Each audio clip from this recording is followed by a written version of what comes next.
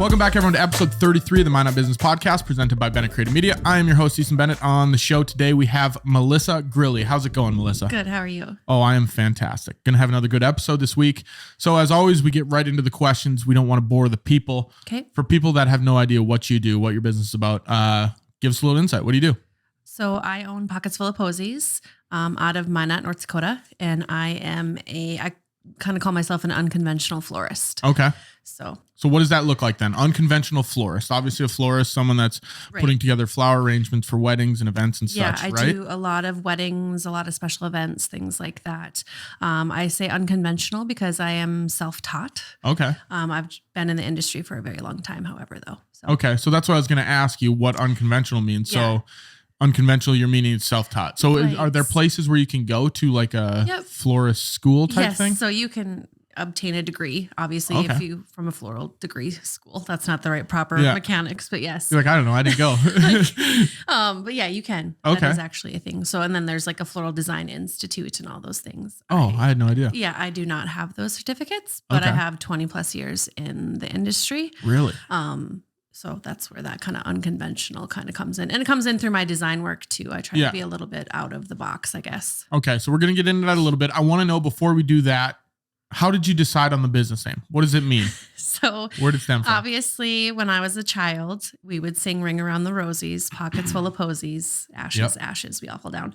I didn't want to pick a name like, and it's nothing against anybody who picks names for their businesses because it is a huge feat. Yeah. But I didn't want to be like, stressful. It is.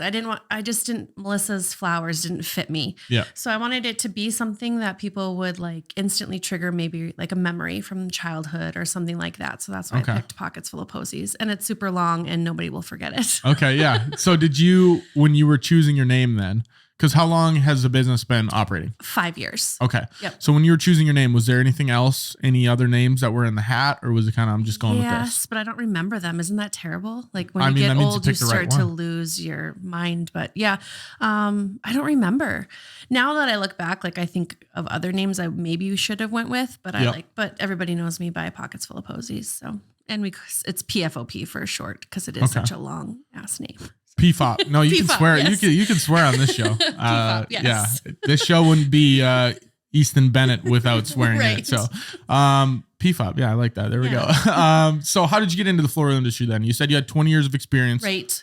When I was in high school, I worked for a local greenhouse here in town.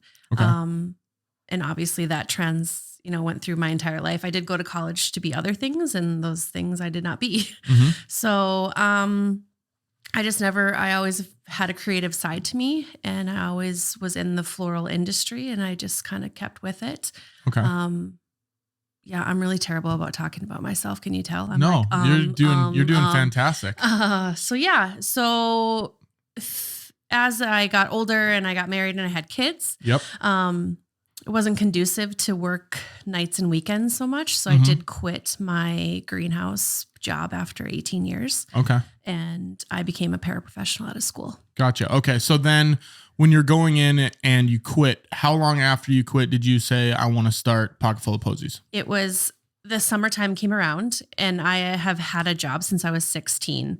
So I started to freak out like, okay, I work for a school. It's been fantastic. It was the best decision I ever made. Yep. But I never not had a job. Like, what am I going to do now? Like, what am I going to do? So I wanted to feel like I was contributing to my family. Okay. So then I started Pockets Full of Posies that summer, and I went around and planted people's flowers. Okay. As dorky as it sounds. Yep. But yeah, that's how it all kind of started. So were you always interested in flowers then? You obviously said that. Yeah. Even I remember growing up and obviously having flowers and gardens. It's a little different demographic nowadays, but yeah, always that floral kind of side. Would you consider yourself a green thumb? Yes. Is that the saying when people are, yes. they like gardening? Yes, okay. But I still managed to kill things too. Yeah. But yes, I would consider myself a green thumb. I had a house plant one time. Right. It lasted not very long. Someone told me that you didn't have to water very much. Okay. And I think maybe I overwatered it and killed it. I don't know if you can do that. You can. That would say that's probably the number one killing of plants is probably overwatering. Drowning them. Yes. Yeah. I waterboarded my plant Right. actually is what I tried to do. But yeah, that's why I just buy fake plants now. We got fake plants over here. I mean, those are real. If you can't tell on camera that they're fake. And most people they'd be like, those look like really nice plants. And then you just go with it. I'm like, man, they are. Hobby Lobby sold them right to me. They said they're good forever. Right. Actually. And they'll just dust them a little bit. Exactly. Oh, I don't even do that. We'll get to that someday. Right. So the skills to be a florist, that's the job title as a florist, correct? Right. So what is the learning curve like? How did you learn? Obviously you said you've had the experience, but you said you taught yourself all these skills.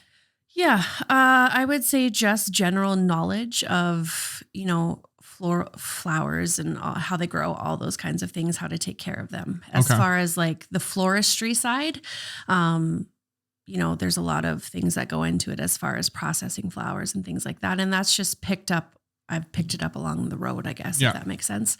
I still like to go and watch things on YouTube and TikTok and all those things. Like, yeah, absolutely. Just to be cool, like the cool kids. Oh, yeah. But yeah. So do you have a favorite flower? I do. It's a poppy. Okay. I don't know what that looks like. It's beautiful. So. Okay. What color is it? Well, typically they come in like reds and oranges and things like that. So yeah. So no specific color. Okay. No. And it's hard for me to pick a favorite one, but I would say poppy is my favorite. I feel like I need to have a favorite flower in case someone ever asks me.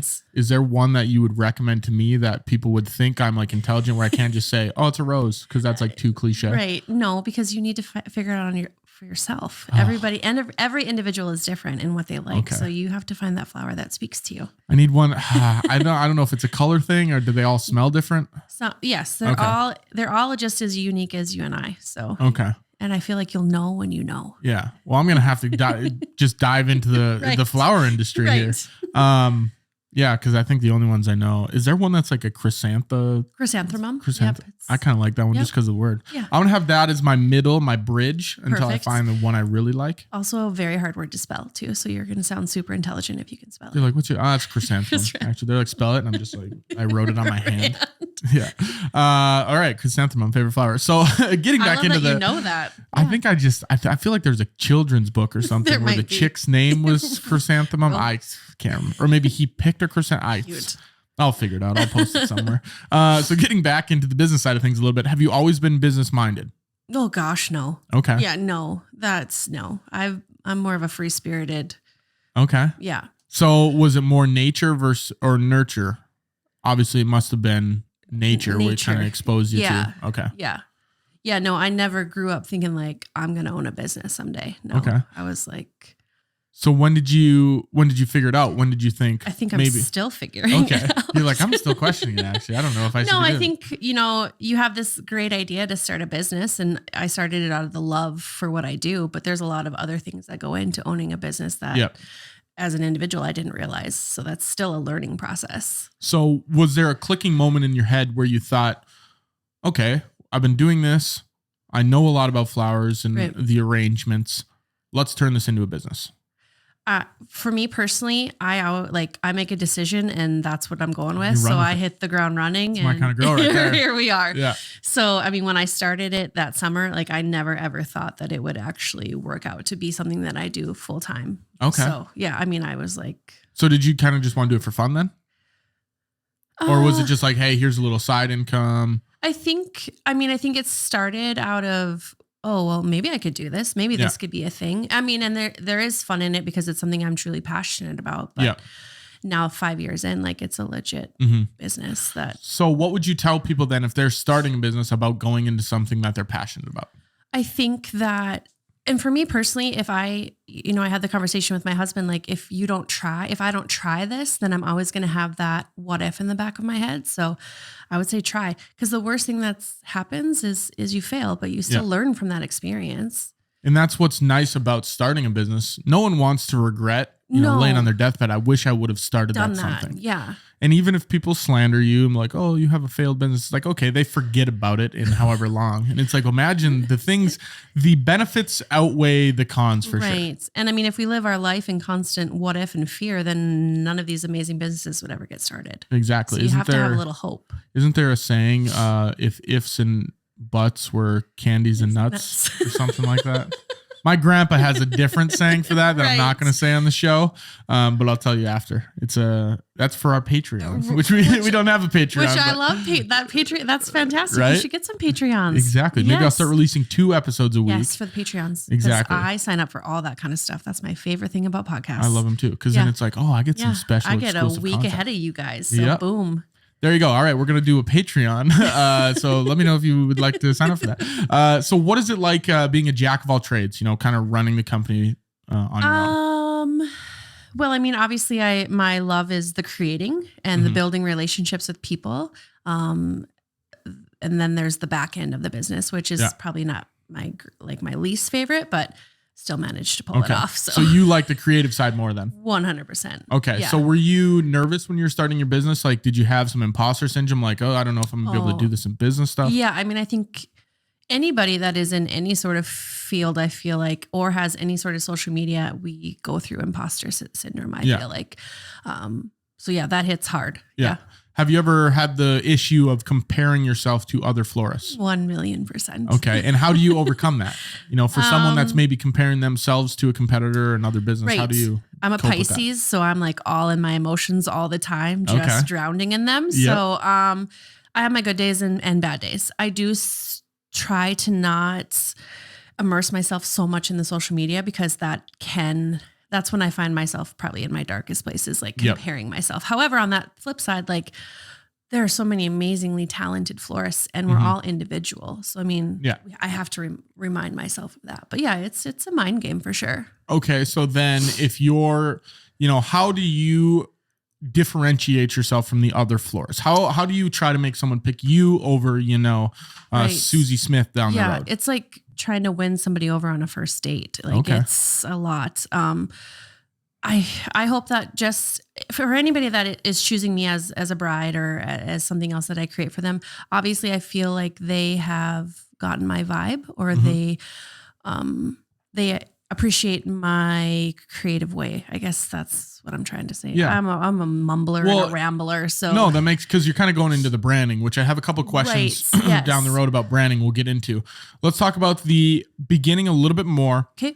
Business startup, obviously different businesses, if you have a brick and mortar shop, or if you're running it from home, or it's online, the funding, materials. Did you start the business pretty lean? What did that look like? Yeah, I started it from our checking account. Yep.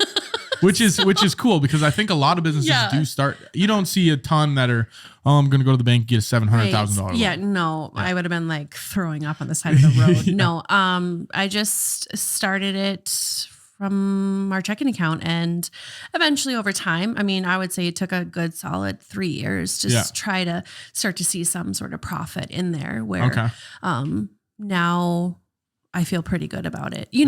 It was hard the first couple of years, like any startup business is. Well, just getting your name out there. Yeah, I took any jobs I could getting my name out there. I went and sold at shows, all those things. Do you think it's important to be a yes man in the beginning of a company? I do. I think I'm a yes woman. Yep. That's the thing. Regardless, but I mean, just because that also opens you up to other things that maybe you weren't comfortable with, but then you decide that you are comfortable with them. So, yeah. And that's something that I did in the beginning too. The amount of free jobs I would do just because I'm like, I can meet this person if I go shoot this video, or I'm going to do this spec ad. I remember I shot a spec ad, just a car commercial, and it ended up landing me a pretty big job down the road, where people might overlook that just taking the opportunity is going to get you where you need to be. Right. And I mean, in the beginning, I did everything. I took a lot of opportunities. Am I a little bit more lenient with them now? Yes. Because I have to manage my time a little bit better. And you have awarded yourself that ability to pick and choose now. Yeah. But when you're in the beginning, you kind of got to just, head, nose to the grindstone. I got all kinds of things. I'm just pulling them out of my pocket. I'm like, here's another one. There's a couple. I always tell people, if you use idioms and sayings like that, you're supposed to sound smarter. But I think you have to use them properly, which I haven't mastered yet. I feel like you're doing fantastic. I'll get there. Yeah. I'll get there. I got a list in my notes on here, just sayings that have to fit into this week's episode. So how did you scale your company, day one to where it is now? Maybe not scale it, but looking back at it, do you see any differences from day one to where you're at now, and any changes? This is kind of just a reflection point for you. Right. So. Yeah. I'm like, oh gosh. Yeah, absolutely. I mean, even with my design work, I feel like it's become, as the business grew and became more confident, so did I. Yeah. And I know that might sound kind of silly, but just reflecting on where I was, 5 years ago to now, like it's amazing. I'm so grateful and humbled by all of it. Do you remember your first client? Yeah. Do you call them clients or customers? Customers. Okay. Clients, I feel a little weird. Yeah, like you're going to a dentist. Right. Yeah. Which nothing wrong with dentists. They're great too. But I call them my customers, my peeps. Yeah. Things like that. Yeah, I do. She was somebody that was with me at my previous job. Like I did a lot of stuff for her and she was my first customer. Okay. What was that feeling like when you're finally like, wow, I got my own thing. Someone's paying me to do what I like doing. Right. It was bonkers. It still is bonkers. Like I'm still so grateful. And that particular human is still with me to this day. And I'm so grateful for her because she was the first one that believed. I mean, and granted, like my family and friends obviously came in droves to like, pump you up and try to be, so I'm so grateful for them too. So what is the importance of a support, not a support staff, but support community behind you when you're going into a venture like this? I think it's huge. For me personally, I pride myself on the relationships that I've made with people. That's part of my legacy, I guess, if that sounds corny, because I am corny. But I think at the beginning, even now, like just knowing that people believe in you, like they obviously see something in you that maybe we have a hard time seeing in ourselves on some days. Yeah. And that's one thing about going through business. What I tell a lot of people that come to me for advice or asking in business startup, it's like, you're going to need people to help push you through it. Cause there's not every day you're going to wake up and be like, oh, I'm going to crush this. I'm going to grow my business. Some days you wake up and you're like, the whole world is falling apart. I'm ready to go to Mexico. Yeah. The sky is falling. I'm going to go get a 9-to-5. I can't do this anymore. I don't want to be around. Yeah. Well, and every year there's been a different adversity. That's, businesses that have lived through COVID, I think is a huge thing. Oh yeah. That was a big knock on the door. Like, holy crap. Yeah. I remember I didn't do anything for 3 months. I was like, I guess I'll just make YouTube videos. I was like, I'm losing everything and filing for bankruptcy. Pretty much. So chapter 7. Can you do that? Chapter 10? I don't know. Either or. That's where my mind went. So yeah. No, that is cool about working through adversity like that. And especially COVID. That was just a ridiculous time. I've blocked most of it out, but when was that? I was like, what, 20 years ago? Something like 17 years ago. Before we get into more questions, we're going to hear from our sponsors of this week's episode, Midco. There's no time for downtime in our fast-paced business world, so why settle for anything less than ultra-smooth, ultra-reliable business technology backed by a team of dedicated industry professionals? Midco Business Services are here to work around the clock with built-in redundancy to provide the ultimate peace of mind while you run your business. Start with a free consultation to explore our adjustable service plans at midco.com/business today. Midco, thank you again for sponsoring this week's episode. They have been an avid supporter of the show. I've been an avid supporter of Midco. I use their internet services and it's been fantastic for all of the, editing takes a lot of power, and Midco's given me everything I've ever wanted. And, if you guys are looking to check that out, midco.com/business, and go give it a look. So let's get back into the questions a little bit now. So what do you think? We talked about brand a little bit earlier. What do you think when someone says brand? How do you create a brand? I think it's individually kind of molding together what you see your business wanting to be. And for me, as a creative, it's somebody seeing a piece and them knowing that it's something I created. If that makes sense. No, 100%. Yeah. So how do you personally, are you creating a brand on social media? Do you have any tips for someone that's just starting out? Maybe they're lost on, how do I find my brand? Well, recently my social media was all hacked and deleted. Really? Yeah. After 5 years. So wow. I have a lot to say on this. Yeah. The floor is yours. So I had built a social media backing for 5 years. And then recently over this last year, I had hired somebody to help me with the social media stuff on Instagram and things like that. So a social media specialist, if that's what we want to call them.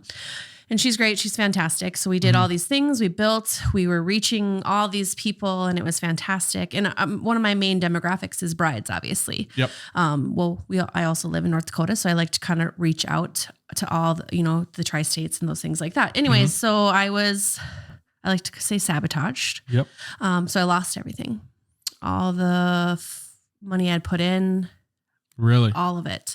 It's gone. So I started new ones and they are like little babies just trying to get their feet and go. So, well, hopefully this podcast, guys, if you were following the previous accounts, in the sense the inside job, the sabotage, everything blew up, go follow the new accounts. We're obviously going to link those below at the end of the episode. But going into the design side a little bit now. Yeah. How does that even work? I don't even know anything about the florist industry. Right. Do you kind of just say, okay, I want to do, these colors together? Or how do you know? Is it just kind of your creative brain? It's just in my brain. I mean, obviously when I work with a lot of brides, I keep hitting this. No, you're good. I ask for inspiration pictures because we live in a day and age where we can go to Pinterest. We can go to all these things and see all these grand, my son keeps calling me, sorry.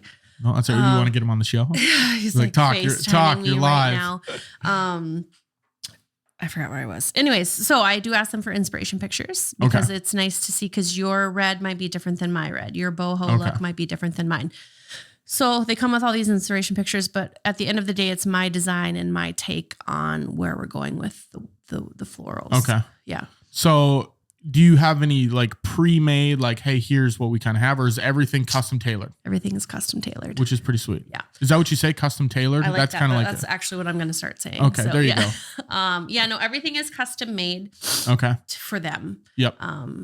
If I were to have like a bunch of things sitting out that I already made and like a bride was coming, I wouldn't feel like I was doing my due diligence to her. I want it to be what her wedding is supposed to be. Then it's like, just pick from it. And just and that's, call me before your wedding. And that's just not me or what I want the business to be. Okay, cool. I think they use tailored in the suit industry. They do, which I like it, custom tailored. Yeah, I should get super smart. Custom tailored suits.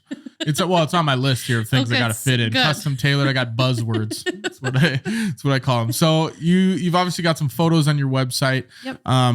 A lot of them, like I assume some of them you're just taking because obviously you're just holding it up and it's flowers. But there's also some where they're wedding photos. So have you built relationships with photographers that are taking these, or are you personally have the photography skills, or what is that? Oh my gosh, no. Have you? I'm pretty sure you can see the photos I've taken and then the ones that are professionally taken by photographers.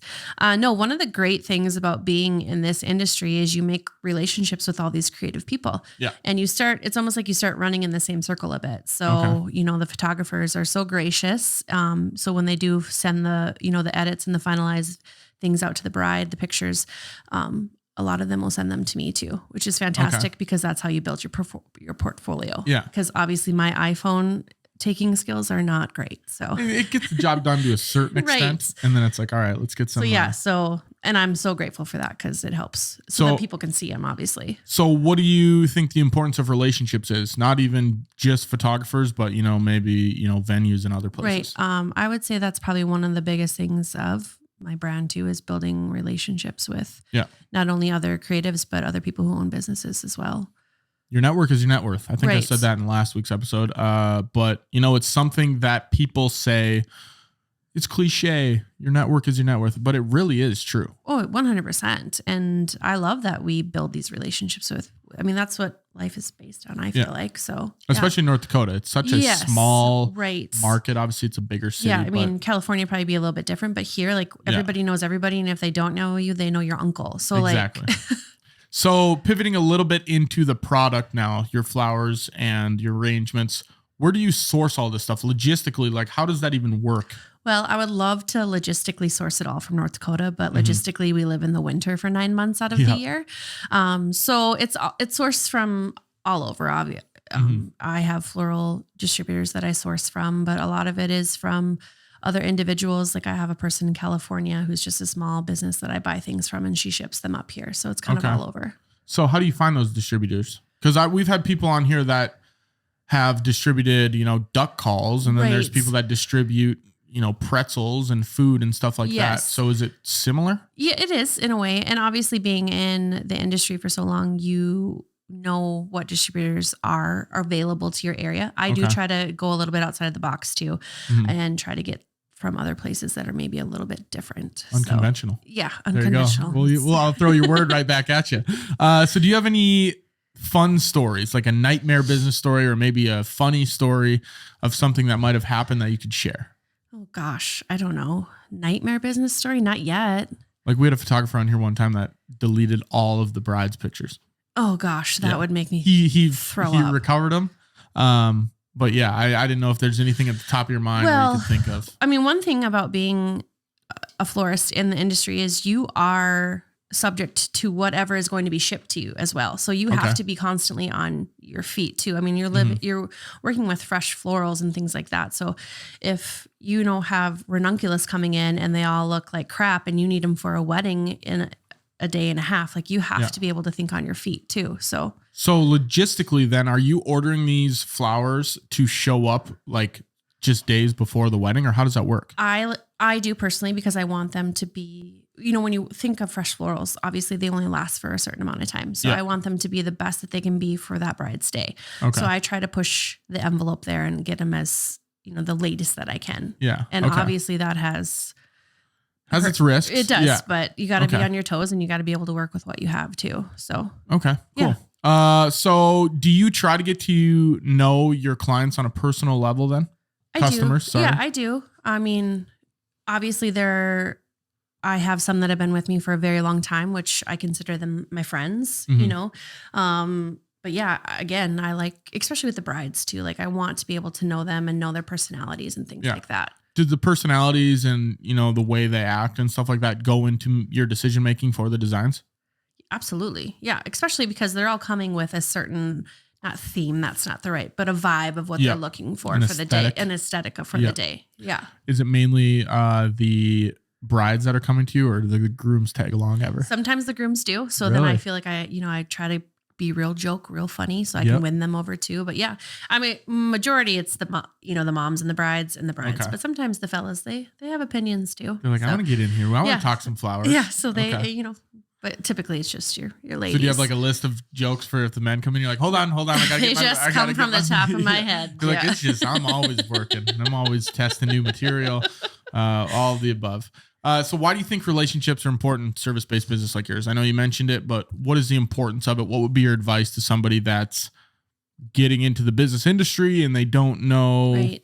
I think it's important because that's how you are going to build your business as well. If we have a conversation and I'm doing work for you and the vibe isn't right, you're probably not going to come back. Yeah. But if the vibe is right and we build a relationship and you can learn to trust me, then I feel like you're a repeat customer for the eons. Yeah. So people like doing business with people that they like. Right. Your product can be great, but if that person doesn't want to hang out with you at a bar, or they don't want to, go to a farmer's market with you, whatever that might be. Get a taco, whatever. I guess I have some clients that I don't really want to go to a farmer's market with, but I would. Oh, absolutely. Fine. So if you can just be someone, and even if you're not working, this is something I've learned, even if you're not working with that person and you see them out and just engage, you never know if you're going to work with them down the road. Well, yeah. And I think like, I want people just like, what you see when we meet is what you see when I'm at Walmart getting bread, I'm the same person. Yeah. Well, and even this podcast,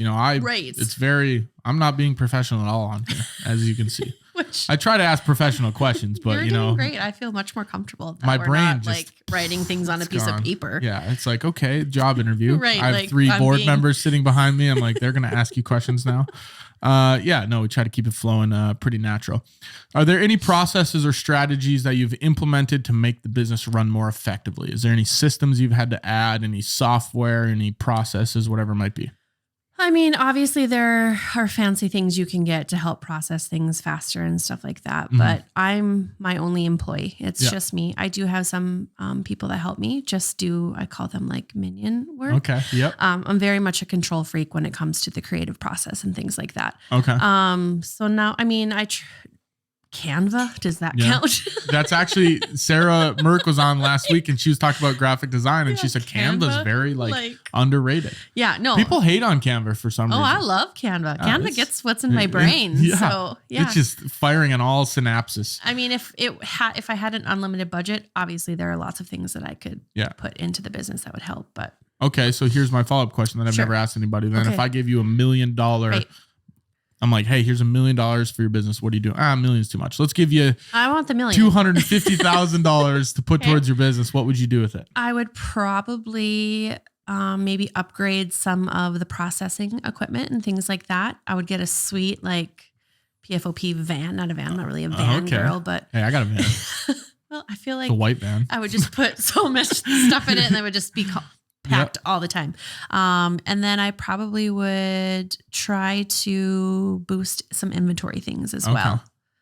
I love it. Yeah. I don't have $250,000 to give you, but it's fine. Maybe I'll find somebody that could have like, hey, I got this chick. She wants a million. Substantial amount of money. Just don't worry about it. Just give it to her. Everything will be fine. Yeah. And then I would for sure hire social media like all the time. Cause there you go. Yeah. Well, then if I give you $1 million and you could hire me and be like, okay, perfect. All right, let's do some videos. So what are some of the best strategies you've used to market your business? I assume word of mouth is pretty huge, but has there been anything else you've tried? Well, I'm real big hit on the TikTok. No, I'm not, but TikTok's I'm trying to post TikTok, but it's hard. No, it's so hard. I think for me personally, word of mouth is huge because that means somebody was kind enough to speak gracious of your business. And then it's just, I mean, for me, like my brick and mortar is a little different than like just a store has set hours. Mine is not like that. It's appointment only, things like that. I do, shows and things like that sometimes. So I think for me, social media is a huge part because it is an avenue to get your name out there and things like that. Yeah. Do you find that if you do, Mindy's wedding, right, that the females in her bridal party are going to also come to you if you did good work there? Yeah. I mean, and that is very true. That has happened to me. I have brides and then they are gracious enough to speak well of me. So then I have their sister, I have their bridesmaid. So then I feel like I'm vicariously living through all of them. And now I have this new girl wolf pack and I'm doing their wedding. So yeah. That's kind of nice. Then if you get one, you get most of their friends. Right. Then. I mean, even if it's 50-50, I'm in. So yeah. Okay. Well, there you go. Yeah. So have there been, so that works obviously, word of mouth. Have there been anything that you've tried that didn't really work for you? Maybe you just had a billboard or something. Oh, gosh, can you imagine? I can't even imagine. One of those planes where the banner flies behind it. Yeah. PFOP. That's all it says up there. I think for me, I have a personalized license plate and I have too much road rage. So I think maybe that's probably played to my downfall. So I might have to get that off there. Like, we're not going to that chick. Like that lady's swerving, throwing her hands up. She literally just ramped off, jumped over that building. No, I don't. I mean, I don't have a billboard or anything yet, or, magazines. Sometimes I'll do some things in them, but yeah. So what do you enjoy about the business process then? Not the creative side. You're like, none of it, really. If you had to pick one thing. Oh gosh. One thing about the paper end of everything. I like buying pens to do the paperwork. Okay. What's your favorite pen? I have a favorite pen. The Papermate felt ones. Okay. Yeah. Not a fan, but that's all right. It's all right. It's your business. Right. You do whatever you want. I like all the different colors. Yeah. I'm not going to slander it, but I will when you leave. What's your favorite pen then? I don't know the brand, but it's a G7 fine tip. Oh my gosh. Pen. You're just like my husband. Hey, yeah, and it's black. Very meticulous. Yeah. Yep. I got like 30 of them. And I bought the wrong one and you thought the world was burning. Probably G5. It's a little too fat. Yeah. Or it's a little too thin, one or the other. Yeah. That's all right. But that speaks. You can judge a lot about a person, but pen they use. So if you just said Sharpie, I would have told Adam to turn the cameras off right now. I do like a nice Sharpie though. A big thick one. Yeah. Just like a doodle bob Sharpie. Right. Where am I at here? My questions. Okay, so what you enjoyed about the business process, awesome. What is your favorite part about the creative process? I think seeing the end result and then seeing it with the customer. Like to see a bride, because for me, and for any probably creative person, I'm putting my heart and soul into it. And to see like their eyes light up, and some of them cry, like that's magic to me. So yeah. So your goal is shoot for tears. Right, 100% every single day. There you go. Me too, in my business. Like if they watch my video and start crying, it's either it's a horrible video or it's very emotional and good. Very polarizing, yeah. That's okay. Video's awesome, video's horrible. How are you looking to grow the business day after day? What's your 2, 5, 10 years look like? I think about that sometimes, like, where will I be in 10 years? And I mean, I hope I'm still creating for, I would like to obviously grow it more so that maybe I do take on maybe an employee, something like that. I would like to be, obviously, do I want like a monopoly of PFOPs all over? I don't know if my mental capacity could handle that, but heck yeah. So do you ever, you're in Minot, do you go outside of Minot? Yep. Okay. Yep. Do you go, are there any plans to travel to, maybe you're going to, I don't know, Arizona or Idaho, or have you already done that maybe? Well, I mean, as far as a wedding, the farthest I personally traveled we did one in Deadwood. Okay. But I have brides all over. The Midwest Vegas. Right. Which is Yeah, that's my thing. I like the Vegas, but I've actually never been to Deadwood. Oh, well, you would very much enjoy it. I'll have to take a drive down there. It's one of my favorite places. Okay. Yeah. But so are you looking to expand? Would you go on the East Coast, West Coast, that kind of thing? I guess logistically, I don't know how that'd look. You got to pack the flowers up on I feel like maybe I'll just go to Deadwood or Arizona. I like Arizona a lot, especially right now. But yeah. You should just get a private jet. Right. Perfect. PJ and just fly around the country. I do have the funding in the works for that. There you go. See? Perfectly. So you don't even need my $250,000. I do actually for jet fuel. Yeah, okay. Yeah, jet fuel's expensive. I forgot about that. So your Mount Rushmore of business advice. I need 4 pieces of business advice from you for someone that's maybe starting a business now, tomorrow. Maybe they just started one. Okay. Doesn't have to be anything crazy, but. Oh gosh, I would say, like if you're thinking of starting a business, go for it. Because again, the worst thing that happens is you fail, and we've all failed at something in our life. Secondly, be true to who you are as a person, because you can get wrapped up in things that maybe you're trying to build more profit, but at the end you're selling yourself to the devil. Am I doing okay? Yeah, no, that's good. The first one, I would, just to add on to that, I would say if you're going to start a business, 100% do it, but just jump into the pool. Don't just dip your toe in the water. Just go for it. Just cannonball right into it. Even if you can't swim, you'll figure it out, or you'll die. Or maybe somebody will save you. Hopefully, there you go. Yeah. A mentor. Let me help you, sir. The third, oh my gosh, I don't know. Yeah. Unfortunately, I don't accept that as an answer. I'm thinking in my head. I don't care if it takes 15 minutes for you to think of 2 more. Perfect. I wish you would have given me some of these questions beforehand. Nope. I like to throw people right with the crocodiles. Yep. Third one would be to try to stay humbled, and then also with these relationships that you're making with people, not necessarily use them to your advantage, but remember that you can ask others for guidance and help and things like that. Okay. Yeah. I like that. Yeah. No, that's good. Because that's one thing when I was starting, I didn't realize I wanted to be, I'm doing everything myself. I'm going to be the smartest man ever. They're going to be like, look at that business you built. I'm like, then I figured out you can just ask people things. Right. And they know a lot more than you because they've been doing it longer, and it helps things. For the most part, most of them are very gracious with. Yeah. And then for the fourth one, I think, is try not to get wrapped up into the emotions and the other things that go with your competitors. Okay. I think you need to realize that they are their own person and you are your own person too. And comparison is the thief of joy. It is. Is that on the side too? That was my last. Yeah, that was my last one. I was like, God, I hope she brings up competitors, because that's the only way I'm going to fit it in. And this has taken me, and I still have good and bad days, but it's taken me to realize like it's okay to be different, and it's okay that that person chose that other florist. Yeah. That's okay. Because and that's the thing. I don't know if you did every single wedding. I don't even know if you'd have the capacity. I would lose my mind, and I don't have the capacity to do it. Yeah. So I think that trying to stay out of your head so much. Mm-hmm. Well, that's all the questions I got for you. Thank you for coming on the show. Where can people find you?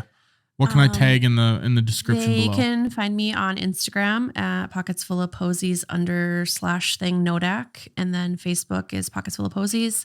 I have a website, pocketsfullofposiesnd.com. I can give you my cell phone number if you need it. Social security number, you got that? Yeah. Your EIN, can I get your business? Yeah.